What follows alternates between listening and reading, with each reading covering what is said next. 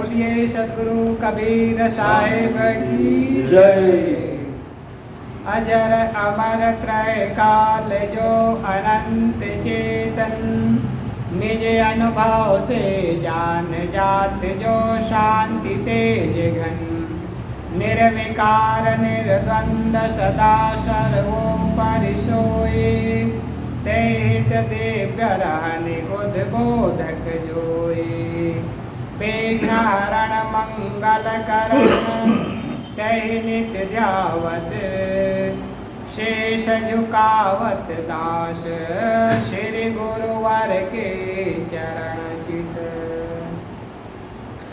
नित्य नियमानुसार सदगुरु कबीर साहब विरचित बीजक के ज्ञान 34 से आज स और हा वर्ण पर थोड़ा थोड़ा विचार किया जाएगा। सदगुरु कबीर साहब कहते हैं, सस्सा सरा रचो बरियाई, सर्वे दे सब लोग तवाई। सस्सा के घर सुन गुन होई, इतनी बात न जाने कोई। सस्सा सरा रचो बरियाई, सवर्ण के माध्यम से सदगुरु उपदेश करते हैं। संसार के लोग हठ पूर्वक अज्ञान की चिता जलाकर आत्मदाह करते हैं। सरा का मतलब होता है चिता, और रचना रचो मतलब रचना रचा हुआ है, सरा चिता रचा हुआ है और उसमें आग लगाकर बरियाई का तात्पर्य होता है जबरदस्ती हठ पूर्वक। कहने का तात्पर्य है अज्ञान का जबरदस्ती हठ पूर्वक चिता जला करके लोग उसमें आत्मदाह जल रहे हैं। और क्या कर रहे हैं? सर बेधे सब लोग तवाई। और दूसरा काम क्या कर रहे हैं? सर का मतलब होता है बाण, है ना। बाण तीर कमान होता है, तो उसका बाण जो होता है उसे कहा जाता है सर। बेधे, सर से बेधे जा रहे हैं सब लोग संसार के। और तवाई दुखी, किसके बाण द्वारा बेधे जा रहे हैं? मोह के बाण द्वारा संसार के लोग बेधे जा रहे हैं और दुखी हैं। सस्सा के घर सुन गुण होई, और जहाँ शून्य गुण है, जहाँ से कुछ भी नहीं मिलने वाला है, वहाँ जा कर के लोग सब कुछ मांग रहे हैं। इतनी बात न जाने कोई, और कुछ भी नहीं है ऐसा मैं बताता हूँ, कबीर साहब कह रहे हैं। लेकिन कोई इस बात को नहीं जानता है और न मानता है और वहाँ से हटता है। इतनी बात न जाने। तो यहाँ पर मूल बात क्या है? आदमी अज्ञान ग्रसित होता है। अज्ञान ग्रसित होकर के आदमी जो नहीं करना चाहिए वैसे करता है, जो नहीं सुनना चाहिए वैसे सुनता है, उसे सुनता है, जो नहीं देखना चाहिए वैसे देखता है, करता है, बोलता है, खाता है, पीता है। ये है अज्ञान। अज्ञान का मतलब होता है समझ रहित होना, अर्थात नासमझी। सीधी सी बात कह सकते हैं। आदमी के चित्त में नासमझी आती है तब आदमी विषयों में सुख मानता है, और जब विषयों में सुख मानता है तो विषयों की आसक्ति बन जाती है, विषयों को ग्रहण करता है। विषयों में सबसे पहली बात सुख मानता है। सुख मानता है तो विषयों को ग्रहण करता है, विषयों पदार्थों को ग्रहण करता है, और विषय पदार्थों को ग्रहण करता है, उपभोग करता है, तो उसकी आसक्ति बन जाती है। और जब आसक्ति बन जाती है तो आसक्ति ही बारंबार उसे ग्रहण करने के लिए मजबूर करता है, और जब वही आसक्ति गहरा हो जाता है तो आदमी को बारंबार दुख होता है। कहने का तात्पर्य है सब शुरुआत में अज्ञान से होता है कि पदार्थ में सुख है। सुख है तो सुख का उपभोग करता है, उस पदार्थ का उपभोग करता है। उपभोग करने के पश्चात उसकी तृष्णा बन जाती है और बारंबार ग्रहण करने की आसक्ति बन जाती है, और आसक्ति के पीछे दुख लगा। तो कहाँ से शुरू होता है? अज्ञान से। अज्ञान क्यों हुआ? सुख की प्रतीति से। तो कबीर साहब कहते हैं आदमी हठपूर्वक, अज्ञानपूर्वक, अहंकारपूर्वक मान लेता है कि संसारिक प्राणी पदार्थों में सुख है। तो ये किसके समान हुआ? जानबूझ करके हठपूर्वक चीता जलाने के समान, और उसमें कूदना। अब जान रहा है कि विषयों में सुख नहीं है, सुख की प्रतीति होती है, उसके पीछे जलन होती है। अब भोगों में आदमी डूबता है, विषय भोग में डूबता है, तो उसके पश्चात क्या होता है? तृष्णा बनती है, एक खुजली के समान है। जैसे खुजली शरीर में हो जाता है, जब शरीर में कहीं पर खुजली होती है, उसको खुजलाओ तो कैसे लगता है? लगती है, प्रिय लगता है। खुजलाना आनंददायक लगता है। और जब ज़्यादा खुजला लो तो फिर वो चाम जो है छिड़ जाता है और जलता है, गिरा, और दुख होता है ना? कोई बात नहीं, इधर ध्यान दे। बाद में जब गिर जाता है, जब जलन होती है, तब आदमी को पता चलता है कि दुख मिल रहा है। तो संसार के विषय भोग क्या है? खुजली के समान है। जब खुजलाओ तो प्रिय लगता है, वो जब भोगो तब प्रिय लगता है, और बाद में फिर जलन होती है, और उसके पश्चात दुख लगता है। तो आदमी जब समझ लेता है कि इसमें कुछ नहीं है, केवल जलन और दुख है, तो आदमी उस ज्ञान ग्रसित आकर्षण को छोड़ दे। और नहीं छोड़ता है तो चिता जलाकर वो शरीर को दाह कर रहा है, शरीर को भस्म कर रहा है ना उन्हीं भोगों में। तो कभी साहब कह रहे हैं हठपूर्वक इधर ध्यान दीजिए, उधर छोड़िए, बाद में। हठपूर्वक अज्ञान ग्रसित होकर के संसारिक भोगों में डूब रहा है, जहाँ से उसे जलन होती है, जहाँ से दुख मिलता है, जहाँ से उसका चित्त जलता है। यह है चिता जला करके उसमें जबरदस्ती कूद पड़ना, आत्मदान करना, अपने जो आत्म शांति है उसको जला देना। ये है शरीर मन अज्ञान ग्रसित होकर के चिता जला करके हठपूर्वक अहंकार पूर्वक अपने शांति का दहन करना। अब क्या कर रहा है? मोह करता है। अभी बात चल रही थी, चर्चा चल रही थी। मोह करके आदमी उस मोह के बाण द्वारा विधे जा रहा है, और ये नहीं पता चल रहा है कि मोह के बाण से विधा हूँ तो विधने से मुझे दुख होगा, फिर भी मोह किए जा रहा है। मोह से किसी को सुख नहीं मिलता है, मोह से किसी को चैन नहीं मिलता है। मोह करने से आदमी के चित्त में शांति नहीं आती है, हमेशा दुखी ही मिलता है। फिर भी उस बाण में विधना क्या मानता है? अपनी बहादुरी मानता है। बहादुरी मानता है ना। अरे मोह नहीं करेंगे तो काम कैसे चलेगा? कैसे डॉक्टर साहब? विधने में आनंद आ रहा है, लेकिन मोह के पीछे दुख लगा रहता है। तो कबीर साहब इसीलिए कह रहे हैं, सर बेधे सब लोग तवाई, केवल एक दो नहीं, संसार के सभी लोग क्या ज्ञानी, क्या प्रतिष्ठित, क्या बड़े बड़े कहलाने वाले पूंजीपति, जो कुछ सब है, सब मोह के बाण द्वारा बेधे जा रहे हैं और उसी में आनंद मान रहे हैं। तो ये उनकी बेवकूफ़ी हुई कि बहादुरी हुई? बेवकूफ़ी हुई।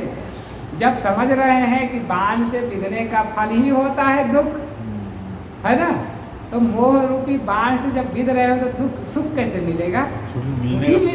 दुखी मिलना है, दुखी मिलना है। फिर भी संसार के आदमी को कुछ पता नहीं चलता है। सस्ता के घर शून्य गुण होई, वहाँ शून्य गुण है, फिर भी समझते नहीं। समझाने वाले की बात को भी नहीं, इतनी बात न जान, अपने से खुद पता नहीं चलता है, समझ में नहीं आती है बात। अब गुरु बताता है, संत बताता है, ज्ञानी बताता है, तो भी हठपूर्वक नहीं मानता है। क्यों? क्योंकि उसके अपनी बुद्धि का अहंकार होता है। अहंकार होता है ना, अज्ञान तो है ही। अज्ञान का मतलब ही होता है सत्य और असत्य की समझ ना होना, ये अज्ञान है। और अज्ञान के साथ साथ उसके मन में अहंकार है कि हमारी बुद्धि ठीक है, हम अच्छे समझते हैं, हमारे बुद्धि दुरुस्त है, ये अहंकार है। अहंकार का मतलब है कोई बड़ी बड़ी बातें करे, गाली गलौज करे, चिल्ला चिल्ला कर बोले, यही नहीं होता है। वो भी अहंकार, वो अहंकार नहीं है, वो अभिमान और घमंड है। अहंकार जब मन में होता है तो उसको कहा जाता है अहंकार। धन का, पद का, पदार्थ का, प्राणियों का, पति का, धन का, जो भी मकान का, दुकान का, फैक्ट्री का, ये होता है मन में, मान लेता है मेरापन का भाव उसमें, मेरा इतना है, मेरा उतना है, ये है अहंकार। और अभिमान, अब उसके भाव को लेकर के लोगों को कुछ तू तड़ाक करना है ना, ये हो गया अभिमान। और घमंड कहा जाता है लोगों से सीधी मुख बात ना करना, है ना, ये हो गया घमंड। तो अहंकार उसी का बढ़ा रूप अभिमान, और उसी का और बढ़ा हुआ रूप दर्प, पूरा चित्त में वही भरा होता है, तब उसे कहा जाता है घमंड। तो कहने का मतलब है आदमी के चित्त में जब अहंकार होता है तो गुरु के, ज्ञानियों की बातों को दरकिनार कर देता है और सत्य असत्य का विवेक नहीं कर पाता है, और जो नहीं करना चाहिए वो करता है। समझ की कमी का काम है गुरु की बात की अवहेलना कर देना। गुरु हमेशा निर्णय पूर्वक, एक घटना याद आ गई थी, मैं बोल देता हूँ। कैसे ज्ञानी होने के पश्चात भी, ज्ञान होने के पश्चात भी अहंकार का त्याग नहीं होता है आदमी। अहंकार तृष्णा का त्याग नहीं होता, अहंकार का त्याग नहीं होता है, गुरु की बात की अवहेलना कर देता है। यहीं हम लोग आए थे, यहीं कार्यक्रम हुआ था, किशनगढ़ में साहिब जी का हुआ था ना काफ़ी पहले। तो हम लोग ब्यावर से आए थे, तो ब्यावर से जब चले तो अजमेर भी गए साहिब जी के साथ, अजमेर शरीफ घूमे और वहाँ से पुष्कर भी घूमे थे। हाँ, साहिब जी के साथ ही हम आए थे। तो जब गए थे, अजमेर शरीफ की बात है, तो अजमेर शरीफ में घूम रहे थे, तो वहाँ एक जगह शून्य जगह है, खाली कमरा है, तो उसको कहे ये है जन्नत का रास्ता, जन्नत यहाँ जाने के लिए टिकट लगता है, पैसा लगता है। सब बातें हमें घूम लिए। घूमने के बाद एक औलिया बैठा रहता है ना, एक मुख्य औलिया बैठा रहता है, उसके पास लोग जाते हैं तो वो मोर पंखी रखा रहता है, सबके सिर पे से लगाता है, अब लगाता है, झाड़ा लगाता है, उसके बाद वो दक्षिणा मांगता है। तो हम लोग भी घूमते घूमते गए, तो साहब जी गए, तो हम लोग सब थे, तो बैठा लिए। तो साहब जी तो ज्ञानी पुरुष थे, उनको क्या लगता है, बैठ गए। भाई बोल रहे हैं यहाँ के मुख्य है, तो इनके पास कुछ चर्चा होगी, साहब बैठ गए। बैठे तो उसने झाड़ा मोर पंखी से, हाँ झाड़ा, और झाड़ने के पश्चात कहा महाराज जी हमको दक्षिणा, मतलब यार किए बोले। तो साहब ने, तो साहब को अपने जेब में नहीं, झोली में नहीं रखते थे, तो राम साहब थे, तो राम इशारा की निकालो, जैसे इशारा किए साहब ने, राम साहब ने झोली से कुछ निकालो, साहब को तुम दक्षिणा देने का। तो सतेज साहब फट से पकड़ लिए राम साहब का हाथ, 1 रुपया मत दो। मुझे देखा अरे वो नहीं छोड़ा, तो देने नहीं दिया। कहने का मतलब है विवेकी जो होते हैं, या भाई वो मांग रहा है कुछ, यहाँ के मुख्य है, चलो दे देना चाहिए। साहब ने सोचा ज्ञानी होते हुए भी चलो यहाँ, फिर यहाँ इतना बड़ा वो है, उनका दरगाह है, तमाम व्यवस्था लगा रहता है, बिजली है, पानी है, इतने लोग आते हैं जाते हैं, व्यवस्था के लिए दे दें, उसको दक्षिणा ना समझ के व्यवस्था के लिए दे दें। साहब के ये विवेक है ना, सत्य और असत्य को समझना ना विवेक, फिर व्यवस्था के लिए देना चाहिए। साहब ये सोच, तो सतेज साहब ने कहा कि 1 रुपया भी ना निकले, फट हाथ पर। हमने सोचा कैसा है गुरु, ये है अहंकार, ये है तृष्णा, है कि नहीं जी। गुरु जो है इतना मुक्त पुरुष है, वो हर चीज को परख के करेंगे ना। अरे हमने सोचा हाथ पकड़ लिए, तो साहब ने कहा ये है इसका दिमाग ही कह रहा, बोले और क्या कर सकता है, और कुछ नहीं किया। तो कहने का मतलब है गुरु की बातों को की अवहेलना करना, जो मुक्त पुरुष है वो हर चीज़ को परख के करते हैं, वो गलत नहीं करते हैं हर चीज़ को। लेकिन जो आदमी अहंकार में पड़ा होता है, तृष्णा में पड़ा होता है, उसकी अवहेलना कर देता है। ये तो बात सब आ गई थी, मैंने बोल दिया। लेकिन संसार के लोग भी गुरु की बातों की अवहेलना करते हैं, वही जानता है, हम नहीं जानते हैं। क्या कहता है कि नहीं कहते? संसार के लोग यही कहते हैं, क्या उन्हीं की बुद्धि वहाँ तक पहुँची है, क्या वही सब जानता है, वही जो कहता है वही सत्य होता है? ऐसा नहीं है। तो गुरु की बातों को की अवहेलना कर देता है और गलत पथ पे चलता है। ये किसके कारण? अहंकार के कारण। जहाँ कुछ भी नहीं है, जहाँ से कुछ भी नहीं मिलना है, जहाँ केवल शून्य का पथ है, वहाँ आदमी सब कुछ मान लेता है और अज्ञान ग्रसित होकर के अपने शांति का चिता लगा करके वहाँ आत्मदाह, और आत्मदाह करने वाला को कुछ भी मिलने वाला नहीं है। न सुख मिलना है, न शांति मिलना है, न तृप्ति मिलना है, और न ही स्वरूप बोध होना है। फिर भी आदमी अज्ञान और मोह में पड़ करके पूरा जीवन समाप्त कर देता है।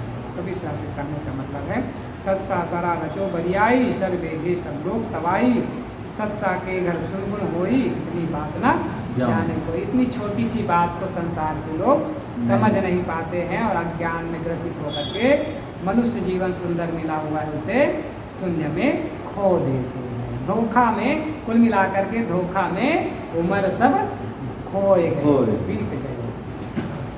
अब आगे उसी प्रसंग को आगे बढ़ाते हुए कवि साहब करें, हा हा हाय हाय में सब जग जाई, हर्ष शोक सब माही समाई, हकरी सब बड़बड़ गयऊ, हा हा मन काहू पयऊ। हा हा हाय हाय हाय मुझे न मिला, हाय मुझे न मिला, हाय ये मेरा है, हाय ये मेरा है, हाय मेरा इतना है। हाय हाय कहने का मतलब है मेरा मेरा मेरा, इतना मेरा करते करते संसार के लोग सब जग जाई, संसार से जा रहे हैं। कैसे? हाय हाय करते, मेरा मेरा करते करते संसार के लोग जा रहे हैं। धन पाया तो धन को मेरा माना, पद पाया तो पद को मेरा माना, पत्नी पाए पत्नी को मेरा माना, पति पाए पति को मेरा माना, पुत्र हुआ पुत्र को मेरा माना, दुकान जमीन जायदाद पद प्रतिष्ठा सब मेरा मेरा मेरा मेरा मेरा करते करते संसार के लोग जा रहे हैं। उसी को हाय हाय कर रहे हैं, उसी में तृष्णा बना लेता है आदमी। हाय हाय का मतलब तृष्णा में पड़ जाता है। मेरा तो कह रहा है लेकिन उसके साथ साथ तृष्णा, और जब तृष्णा कर लेता है तब क्या होता है? हर्ष शोक सब माही समाई, उसी के पीछे हर्ष और शोक आ जाता है। हानि और लाभ होना अलग है, हर्ष और शोक करना अलग है। तो हर्ष शोक में पड़ जाता है, और संसार के लोग उसी में, संसार के लोगों के मन में हर्ष शोक ही व्याप्त है। समाई मतलब व्याप्त है, और हर्ष शोक जब व्याप्त है प्राणी पदार्थों को लेकर, तब क्या हो रहा? हकारी सब बड़बड़ गए हो, और उसकी तृष्णा में हकर कबीर साहब की बातें बड़ा मार्मिक और बहुत व्यंग्यात्मक बहुत चोटदार होती है। हकरने का मतलब होता है आदमी जब बहुत ज़्यादा वो हो जाता है तो रोता है, और जब रोता है, बच्चे प्रायः रोते हैं, जब रोते रोते वो थक जाता है तो जब रुक रुक करके रोता है ना, जब उसको रुक रुक करके रोता है उसी को कहते हैं हकरना। वो जब थक जाता है फिर भी रोना नहीं रुकता है, तब हक करके वो रोता है, वो रोना उसका बंद नहीं होता। तो वैसे ही संसार के लोग तृष्णा में पड़कर दुखी तो हो रहे हैं और हकर रहे हैं, दुखी हो करके पीड़ित भी हैं, फिर भी उसका त्याग नहीं कर रहे हैं और फिर दुखी हो रहे हैं तृष्णा में पड़कर। उसी को कह रहे हैं कबीर साहब, हकर रहे हैं, हकर ही हकर। केवल साधारण लोग नहीं, बड़बड़ गया हो, बड़े बड़े कहलाने वाले लोग, बड़े संपत्तिशाली, बड़े धनवान, बड़े फैक्ट्री वाले, बड़े बुद्धि वाले, बड़े पद वाले, गुरु कहलाने वाले भी लोग महंत कहलाने वाले लोग भी हकर रहे, मेरा मठ, मैं बड़ा महंत, मैं बड़े आचार्य, मैं बड़े गुरु, मैं बड़े नेता, बड़े प्रधानमंत्री, बड़ा राष्ट्रपति, बड़ा मुख्यमंत्री, बड़ा। कबीर साहब छोटे मोटे को नहीं करे, बड़े बड़े और ज्यादा दुखी है। छोटे तो है ही, छोटे तो ना समझ है, बड़े कहलाने वाले तो अपने आप को समझदार मानता है, वो तो और ज्यादा गया हुआ। बड़े लोग और ज्यादा गए हुए हैं, कह रहे हैं कबीर साहब, हाँ कर रहे हैं वो, और हाँ कर रहे हैं, मेरा और इतना हो रहे, हाँ दुखी तो है कृष्णा में, और हाँप के दुखी हो रहे हैं, बड़े कहलाने वाले गए और संसार से मर रहे हैं, मरते चले जा रहे हैं उसी कृष्णा में पड़कर। हा मर मन काहू पयऊ, और जिसके कारण से दुख आ रहा है उस तृष्णा के मर्म को आज तक किसी ने समझा नहीं और समझ के उसका त्याग नहीं कर पाया। यहाँ पर मुख्य बात है तृष्णा के लिए, तृष्णा का त्याग, तृष्णा के त्याग में ही शांति है। संतोष का अनुत्तम सुख कहाँ से मिलता है? तृष्णा के त्याग से। तृष्णा क्यों पैदा होती है? सबसे पहले विषयों, अभी चर्चा हुई, पदार्थों में सुख की भावना हो जाती है। सुख की भावना होती है, सुख की भावना के कारण से उसका उपभोग करते हैं। उपभोग करने के पश्चात उसकी आसक्ति बन जाती है, तृष्णा बन जाती है, और वही तृष्णा बारंबार भोगने के लिए, पाने के लिए, मिलने के लिए लगा देता है, और उसी के पीछे आदमी पड़ा रहता है। एक मकान है तो और मकान हो जाए, तृष्णा बन गई ना। एक गाड़ी है तो 2 गाड़ी हो जाए, एक दुकान है तो 2 दुकान हो जाए, तृष्णा। थोड़ा भोग मिला तो इतना और मिल जाए, ये है तृष्णा।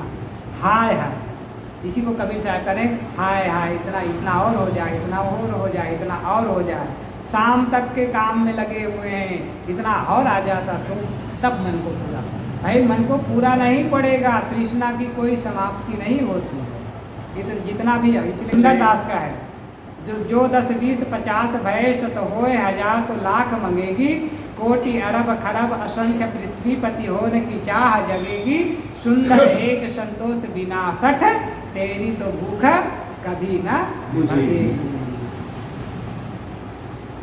कभी पूरन साहब ने किसी को दूसरे भाषा में कहा है, कौन चाहे नरेश। हाँ, वो तो अंतिम है, शुरू के नहीं उठ रहा है, जो 50 भय शत होए तो लाख। चलो छोड़ो बात। तो कबीर साहब ने कहा, तन की भूख तनिक है, तृप्त पावया शेर, मन का भूख आता है, तृप्त न पाए सुमेर। मन के शरीर का भूख तो थोड़ा है, ज़्यादा से ज़्यादा 1 पाव खाएगा आदमी, है ना। कम खाएगा तो आधा पाव खाएगा, और कम 1 छठा खाएगा। लेकिन ज़्यादा भी यदि कोई खाता है तो 1 किलो खा लेगा। एक से बहुत लोग होते हैं 1-1 किलो 2 किलो खाने वाले। हमारे सदगुण सदन साहब एक थे, वो बताते हैं कि मैं 1 किलो भात, 1 किलो 1.5 किलो का अकेले खा लेता। चावल खाए तो 1 किलो का, और रोटी खाए तो शहडोल में अभी हम जहाँ गए थे बुजुर्ग हो गया है, अभी भी वो 1 आधा किलो अभी भी खा लेता है, लेता है। तो जवानी में 1.25 किलो का खा लेता था। तो कहने का मतलब है कोई आदमी ज़्यादा भूखा होता है, खा लेता है तो खाएगा, 1 किलो का खा लेगा। तो कबीर साहब कहते हैं, लेकिन मन की भूख अथाह है। मन की भूख 1 किलो से भरने वाला नहीं है, अथाह चाहे उनको तो क्विंटल भर चाहिए तब भी पूरा होने वाला है। अरे सुमेरु पर्वत के बराबर, सुमेरु पर्वत के बराबर भी मिल जाएगा तो भी पूरा नहीं होने वाला। तो कबीर साहब कहने का मतलब है, हाय हाय करने वाला की तृष्णा की पूर्ति कभी नहीं होती है। वो हाय हाय हाय हाय हाय हाय हाय करते करते करते करते संसार से चला जाएगा। जग जाई जा रहा है, फिर भी उसे समझ नहीं है। हर्ष शोक सब माई समाई, और हानि लाभ को लेकर के वो हर्ष शोक कर रहा है। तृष्णा में पड़ा हुआ है, घट गया तो शोक कर रहा है, बढ़ गया तो हर्ष करके उसी की तृष्णा में फिर पड़ गया। हानि लाभ होना अलग विषय है, हर्ष शोक होना अलग विषय है। प्रारब्ध और पुरुषार्थ हमने किया तो धन बढ़ गया तो ये हो गया लाभ। प्रारब्ध और पुरुषार्थ में कुछ खोट हो गया तो धन घट गया, हानि हो गई, तो ये हानि। हानि प्रारब्ध और पुरुषार्थ पर अवलंबित है। अब हर्ष और शोक मन के एक कहना चाहिए अविवेक है। धन घटा, धन बढ़ा, हम पुलकित नहीं हुए, शोकित नहीं हुए, तो हमारा मन एक रस है। तो हर आदमी के धन घटना और बढ़ना ये लगा रहता है प्रारब्ध और पुरुषार्थ से, लेकिन आदमी के चित्त में संतोष होना चाहिए। हर्ष शोक करेंगे तो उसी में आदमी दुखी रहेगा, और हर्ष शोक में पड़ करके जीवन व्यर्थ हो जाएगा। और क्या होगा उसके पीछे? हकरी हकरना पड़ेगा हकर के धोखा खाना पड़ेगा संसार के प्राणी पदार्थों में। हकर हकर करके संसार से बड़े जरूर कहला जाएंगे, धन पद गुरु आई सब पा लिए, लेकिन हकरते हकरते जाना ये जीवन की हार है। हकरना बड़ा तो कहला गए, बड़ा धन पाया, बड़ा महंत हो गया, बड़ा गुरु हो गया, लेकिन हकर रहे हैं तो कुछ भी नहीं पाया, जीवन हारते जा रहे हैं। जीवन तो है संतोष में जाना, शांति में, सुकून में जाना। जो मिला है किसी का ज़्यादा है वही उसकी संपत्ति है, वही उसका ऐश्वर्य है, किसी के पास कम है वही उसका ऐश्वर्य है। और वो तो छूटने वाला है, एक दिन छूटने वाला है। ज़्यादा है तो भी छूटेगा, कम है तो भी छूटेगा, विश्वपति हो गया तो भी छूटेगा, और शहंशाह हो गया तो भी छूटेगा, गरीब है तो भी छूटेगा, एक झोपड़ी में है वो भी छूटेगा। छूटना तो सबका है, लेकिन आदमी सुकून से जाता है तो उसका जीवन वो जीवन को जीत करके जाता है। हा मर्म न काहू पाई, और आदमी उसके मर्म को नहीं समझ पाता है। अब सुख का स्रोत तो भीतर है, सबसे मूल बात है सुख का स्रोत भीतर है, उसे समझ नहीं पाता है, इसलिए आदमी दुखी होकर के जाता है। सुख के खजाना में बैठा हुआ है, लेकिन सुख के खजाना को समझ नहीं पाता है, आत्म शांति को समझ नहीं पाता है, इसलिए दुखी होकर के जाता है। छोटे से उदाहरण के माध्यम से इसको समझें और ये समाप्त करेंगे। एक आदमी था, भिखारी था, भीख मांगता था, एक पेड़ के नीचे चौराहे के किनारे खाली जगह थी, उसमें बैठा करके मांगता। 40 वर्षों तक ये मांगता रहा, अपाहिज रहा, तो एक जगह बैठ करके नीम के नीचे मांगता। मांगते मांगते वहीं आदमी झोपड़ी बना के रहता था, वहीं एक दिन उसका शरीर छूट गया। लोगों ने सोचा अरे भाई बहुत लंबा समय से 40 वर्षों से यहीं मांगता था बैठ करके, तो यह मर गया तो यहीं खोदो और यहीं इसको दफना दिया जाए। भाई इसका कोई नहीं है, 4 लोग मिलके कहाँ ले जाएंगे, यहीं खोदो यहीं दफना दो, यहीं पेड़ के नीचे निर्जन जगह है। तो लोगों ने खोदा, 3 साढ़े 3 फीट जैसे गड्ढा खोदा तो वहाँ एक कलश निकला। अब कलश को निकाला तो उसमें सोने चांदियों के सिक्के निकले। अब लोगों ने कहा देखो ये जीवन भर यहाँ बैठकर दरिद्रता पूर्वक भीख मांगा, और इसी के नीचे धन के ऊपर बैठकर भीख मांगा, और धन के नीचे पड़ा हुआ था, ये भिखारी था। तो कहने का तात्पर्य है आदमी धन को नहीं जानता है तब तक भिखारी रहता है, और धन को जान गया समझ गया तो धनी हो जाता है। वो भिखारी तो भाई नहीं जान रहा था धन गड़ा है, जमीन के नीचे था। हम सब आपके अंदर तो ये धन छिपा हुआ है, आत्मधन। उस आत्मधन को न जानने के कारण से आदमी के मन में तृष्णा होती है, और तृष्णा के कारण से आदमी दुखी होता है। जब धन को जान लिया तो सारी तृष्णा दूर हो जाती है। आत्मधन ही सर्वोत्तम धन है, फिर तृष्णा उसके पीछे नहीं लगेगी, और ना हकरना होगा, ना दुख होगा, ना चिंता होगी, ना हर्ष होगा, ना सुख होगा। बोलिए।